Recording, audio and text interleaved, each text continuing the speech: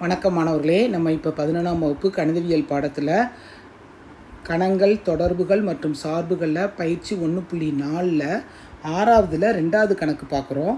y = 2x. அந்த y = 2x வந்து எதை பொறுத்து வரணும்னா y = xங்கிற வரைபடத்தை ஒத்து நம்ம வந்து செய்யணும். அதுதான் வந்து இந்த கணக்கு.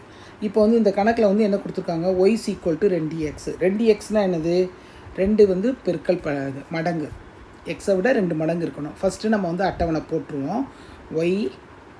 ஃபஸ்ட்டு எக்ஸு அதுக்கப்புறம் தான் வந்து நம்ம வந்து என்ன செய்வோம், ஒய்ன்னு போடணும். X Y. ஃபஸ்ட்டு வந்து என்னது, எக்ஸுக்கு 1 கொடுத்தேன்னா ஒய்க்கு 2, 2 கொடுத்தேன்னா ஒய்க்கு 4, 0 0 தான் வரும். அடுத்து வந்து -1 கொடுத்தேன்னா -2, -2 கொடுத்தேன்னா -4. ஓகேவா? இங்கே வந்து எக்ஸ்ஹெச் ஒய்ஹெச் கொடுத்தே இருக்குது. இப்போ இதில் வந்து நம்ம என்ன செய்கிறோம்னா புள்ளிகளை மட்டும் எழுதிக்குவோம். எக்ஸ்ஹெச்சில் 1 சென்டிமீட்டர் = 1 அலகு, ஒய்ஹெச்சில் 1 சென்டிமீட்டர் = 1 அலகு. 1 அலகு கொடுத்தாலே போதும்.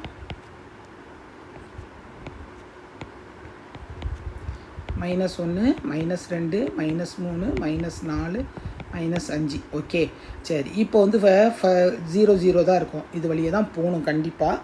அடுத்து 1 2 1 2 2 4 -1 -2 -2 -4. சரி, இப்போ வந்து நம்ம வந்து என்ன செய்ய போகிறோம், ஒரு நேர்கோடு வரைய போகிறோம்.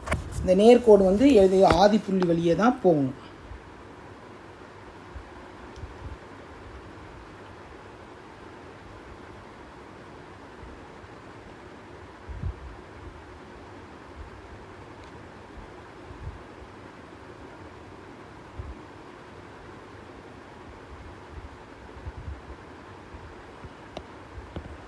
இது வந்து y = 2x. y = 2x. இப்போ வந்து நம்ம எழுதுறது தான் மெயின். y வந்து என்ன இருக்குது, y = 2x என்பது y அச்சை நோக்கி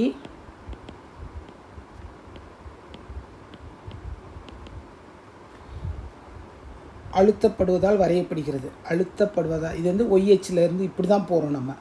அழுத்தப்படுவதால்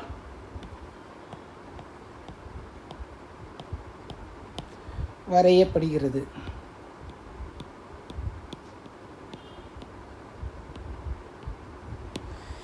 இங்கே வந்து காரணி வந்து என்னது, பெருக்கும் காரணி வந்து 2. இங்கு